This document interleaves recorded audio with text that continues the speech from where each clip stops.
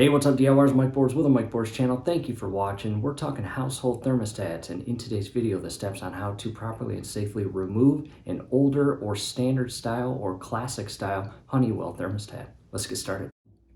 Making our way to our household wall-mounted thermostat. It is a Honeywell brand, and the first thing we are going to do is ensure that it is in the off configuration. In the event that yours is on heat or cool, you want to make sure, again, step number one, you turn the wall-mounted thermostat to the off configuration or setting. And to our Bryant furnace coming to the right side, and again, making sure that the switch is turned to the off position.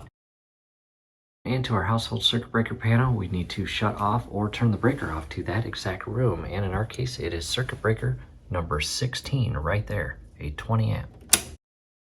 Back to the wall-mounted thermostat, I'm going to push down on the top portion as I pivot the bottom portion out. And in our case down here, there is a little indent for a finger. And just be careful as you do this. You don't want to rip the entire thing off the wall. And the back side, there it is. I will remove the batteries.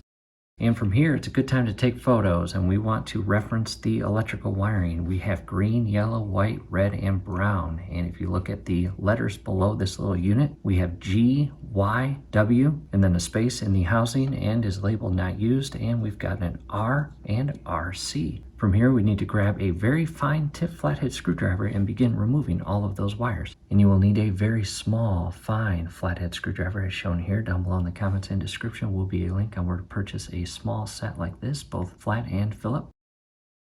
And again, just carefully unscrew and loosen up each of these screws, and you can pull the wires out.